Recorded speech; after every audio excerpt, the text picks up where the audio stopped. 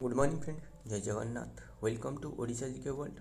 इस वीडियो में हमने डिस्कस करने वाले हैं 29 अक्टूबर 2024 की जितना भी क्वेश्चन है हमने इस वीडियो में कवर अप करने वाले हैं।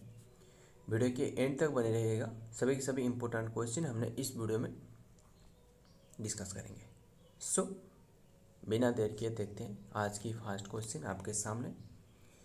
क्या पूछा जा रहा है क्वेश्चन में? भारत ने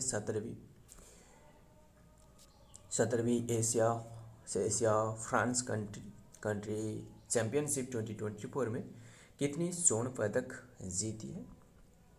how many gold medal did India wins in the 17 Asia cross country championship 2024? ये कितने की जीती है?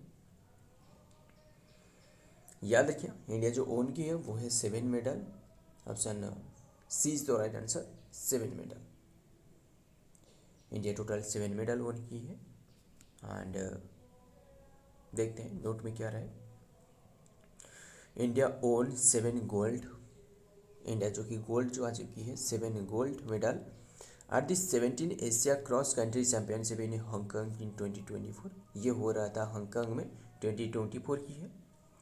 मेंस 10 किलोमीटर में जो गुलवीर सिंह रहे वो गोल्ड मेडल आ चुकी है, जो कि 32 मिनट 40 सेकेंड रहे उनके, जो रिकॉर्ड बनाए हैं 10 किलोमीटर रेस में। मेन की कैटेगरी में वुमेन में जो 10 किलोमीटर रहे वो है Seema won gold with 37.20 with Sanjivani Jadhav taking silver. Sanjivani Jadhav जो कि सिल्वर मिली है उन्हें। एंड अंडर 20 मेंस 8 किलोमीटर में वो है विनोद सिंह जो कि गोल्ड अचीव की है। All 4 teams category India won gold in the men's women's U20 and women's U20 category. बस यही याद रखिएगा, ये इंडिया ने टोटल 7 मेडल अचीव की है। बस 7 मेडल। आगे का देखते हैं क्या रहा है क्वेश्चन में। नंबर 2 में क्या पूछा जा रहा है आपको? Who has been appointed as the Asian ambassador to Sweden? Who has been appointed as the Indian ambassador? Who has been appointed as the Indian ambassador? Indian ambassador to the Sweden? Bharat के राजदूत के रूप में किससे नियुक्त की गई है? याद रखिए, ये नियुक्त की है डॉक्टर नीना मल्होत्रा। ऑप्शन कौन सी आंसर सही होगा? Option C is the right answer, doctor Naina Malhotra. Naina Malhotra ये जो कि भारत के एम्बेसडर के रूप में स्वीडन में तैनात की गई है। याद रखिएगा, बात करें ये स्वीडन के बारे में, इसका कैपिटल आपको स्वीडन की कैपिटल आपको स्टॉकहोम में मिलेगा। स्टॉकहोम इसका कैपिटल है। एंड जो पीएम रहे इसके, पीएम वो है यूव क्रिस्टनसन।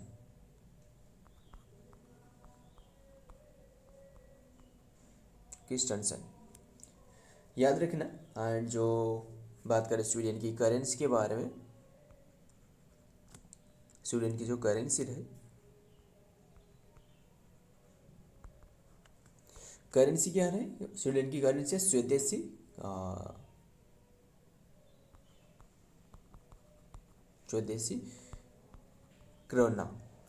क्रोना इसका करेंसी रहे।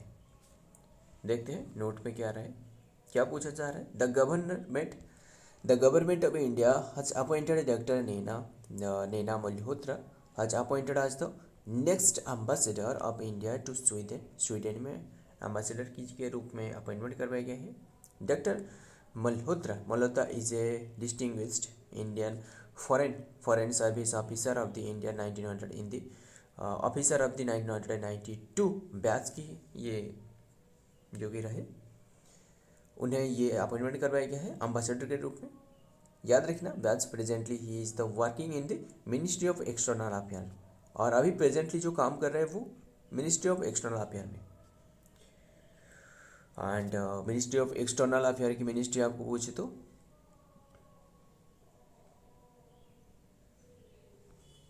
मिनिस्ट्री ऑफ एक्सटर्नल अफेयर वो है एस जयशंकर।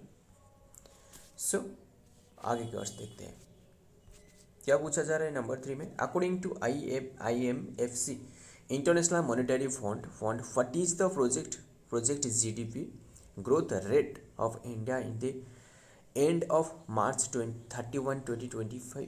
ये इसके जो मतलब GDP ग्रोथ रहे उनके मुताबिक अकॉर्डिंग टू IMF यानी जो इंटरनेशनल मॉनेटरी फंड रहे इसके मुताबिक। IMFC नहीं होगा, ये ध्यान से सुनना, ये IMFC नहीं है। IMF सिर्फ IMF, ये मतलब इंटरनेशनल मॉनेटरी फंड, ये ब्रैकेट में रखना।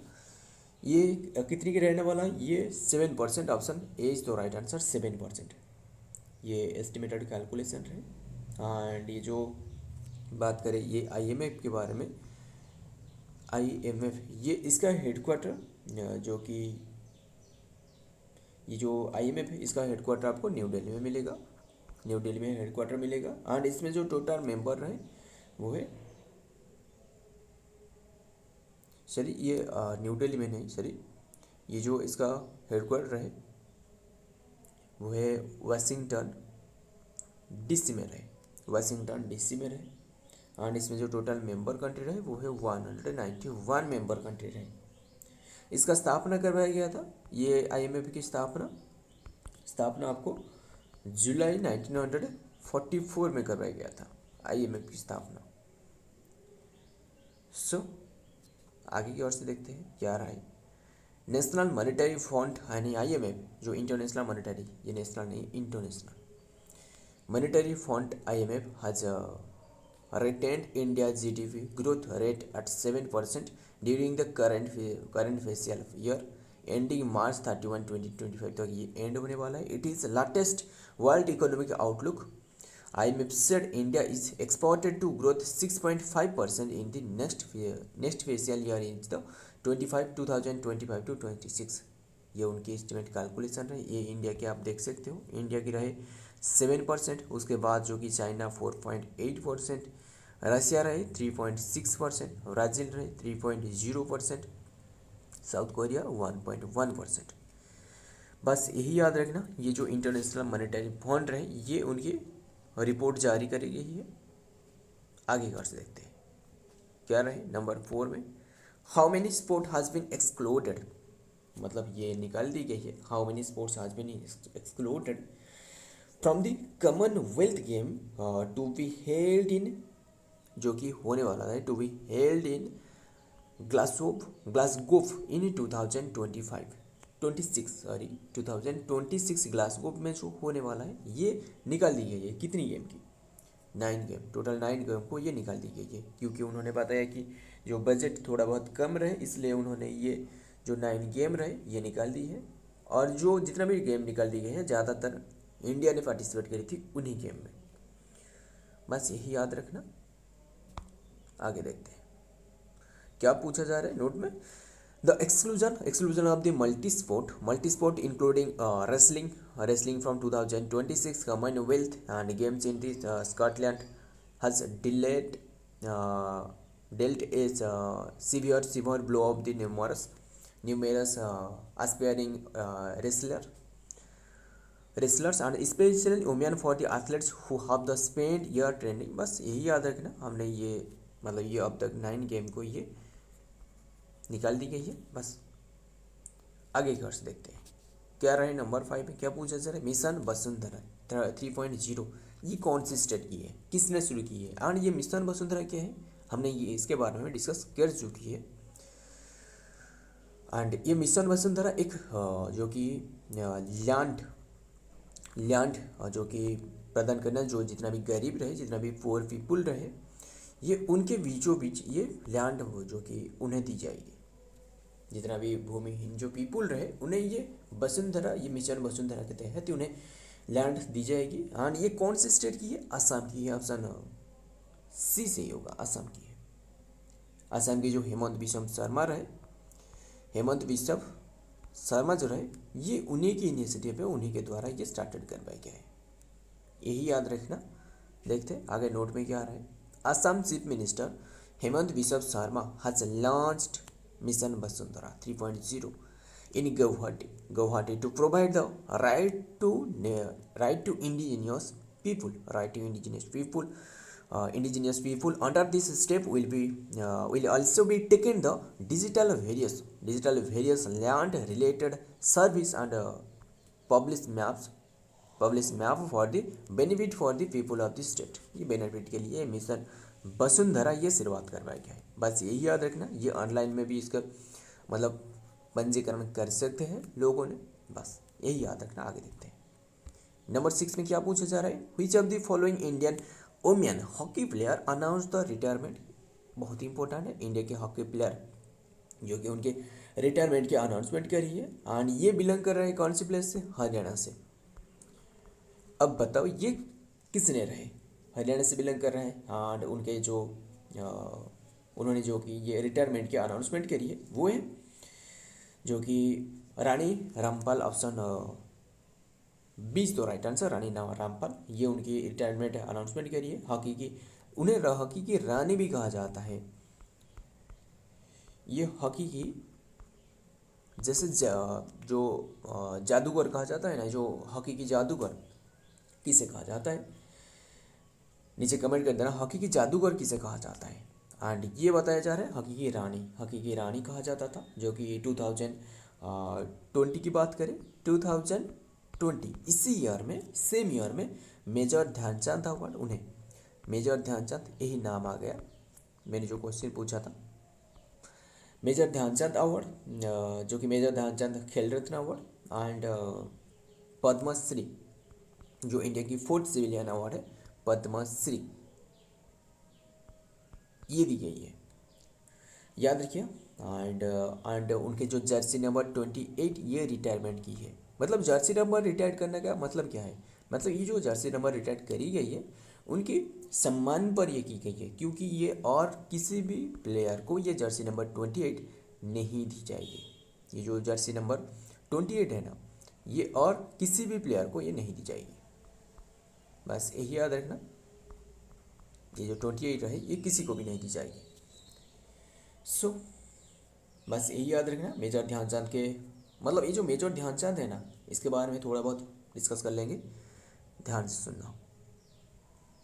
जो मेजर ध्यानचंद रहे, मेजर ध्यानचंद के पहले इसे राजीव गांधी खेल रत्न अवार्ड कहा जाता था। मेजर ध्यानचंद से पहले पूर्व में कहा जाता था। एंड जो कि इसमें जो कैश प्राइज रहे, इसमें जो कैश प्राइज रहे ना वो है 25 लाख। राजीव गांधी जो कि डेथ, क्या आपको याद है राजीव गांधी की जो डेथ वो है तमिलनाडु हुआ था। तमिलनाडु में किसके द्वारा करवाया गया था, तमिलनाडु की श्री पेरुम्बुदूर ये एक प्लेस रहे, इसमें तमिलनाडु में हुआ था। एंड कौन से डेट को ये डेट हुआ था 21 में 1991 जो कि करवाया गया था। एंड बस यही याद रखना, ये जो एंड उनके साथ ये जो डेथ हुआ था उनके साथ और भी 40 अदर पीपुल की भी डेथ हुआ था। 40 अदर पीपुल की भी डेथ हुआ था इंडियन टू जो कि उनकी जो डेथ हुआ था। सो बात करें ये जो डेथ करवाया गया था ना, किसके द्वारा डेथ करवाया गया था, ये भी इम्पोर्टेंट हो सकता है। 22 ईयर की एक वुमेन रहे, 22 ईयर ओल्ड की, वो है कलाइवानी राजारत्नम, ये उनके द्वारा करवाया गया था। और अदर नेम भी उसका रहे तन्मोझी। सारे के सारे याद रखिए, जितना भी एक्स्ट्रा दी जा रहे हैं याद रखिएगा। राजनाथम यानी तन्मोझी राजनाथम, और धानु भी कहा जाता था DHANU। ये जो कि लिट्टे से जुड़े रहे। लिट्टे क्या आपको याद है, लिट्टे ये हमने डिस्कस करी है, इसके बारे में बहुत ही बार डिस्कस की है। ये लिट्टे मतलब लेटर के मेंबर था, जो कि लिबरेशन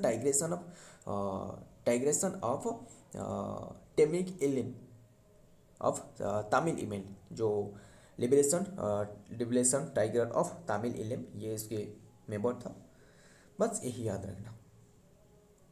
सो एंड और जो ये रहे कैश प्राइज जो कि भारत रत्न की, बट जरी जो राजीव गांधी खेल रत्न की, बट आपको पद्मश्री की कैश प्राइज पूछे तो पद्मश्री की ये इसके कोई भी कैश प्राइज नहीं है, बस यही याद रखना। It has no any prize money. सारे के सारे हमने डिस्कस करी ना। आगे देखते हैं क्या रहे India's women's hockey ligand Rani Rampal, यही जो कि उन्होंने उनकी रिटायरमेंट घोषणा की है, बस यही याद रखना। उनके जर्सी नंबर क्या रहे, जर्सी नंबर को जो रिटायर करी गई है 28 उनके जर्सी नंबर रहे। आगे की ओर से देखते हैं ये यहाँ नहीं होना चाहिए था। ये जो मिशन वसुंधरा हमने तो पहले ही क्वेश्चन में डिस्कस कर चुके हैं इसके बारे में, बस आगे की ओर देखते हैं क्या रहे, क्या पूछा जाए नंबर 7 में। 8th president of Indonesia is, 8th president ये है Prabowo Subianto, option B is the right answer, Prabowo Subianto. याद रखना प्रबाबो सुबियांतो। ये जो रिप्लेस की है वो है जो रिप्लेस की है ना, किससे रिप्लेस की है वो है जोको विडोडो ये रिप्लेस की है, याद रखिएगा। एंड बात करें ये इंडोनेशिया की कैपिटल के बारे में, क्या कैपिटल है, नुसेंट्रा कैपिटल है। करेंसी क्या है, इंडोनेशियन रुपीज़ करेंसी। एंड बस याद रखना। और 1 इंडोनेशियन रुपीज़ आपको पूछे तो 1 इंडोनेशियन रुपीज़ ये 0.0054 ये इंडियन रुपीज़ होगा। सो याद रखिएगा। एंड ये बस यही याद रखना। आगे की ओर से देखते हैं, बस यही रहे। सो हमने तो इसके बारे में डिस्कस करी। देखते हैं नंबर 8 में क्या पूछा जा रहा है। The inscription of the copper plate, ध्यान से सुना क्वेश्चन में क्या पूछा जा रहा है। Copper plate recently found in the locker of the Shri Singeshwar temple, ये एक सिंगेश्वर टेम्पल से ये मिली है। Shri Singeshwar temple is the hooch region, from hooch region, ये किसके रीजन्स के समय में, ये कौन से राजा के समय में है, ये विजयनगर एम्पायर या फिर किंग कृष्णदेव राय, सभी दोनों आंसर से आएगा, यानी option C is the right answer. ये तभी के समय में जो कि ये जो तुलुव डायनास्टी है, तुलुव डायनास्टी रहे ना, इससे बिलोंग कर रहा है। याद रखना ये इससे रिलेटेड रहे, king Krishnadeva Raya and Vijayanagara empire से रिलेटेड रहे।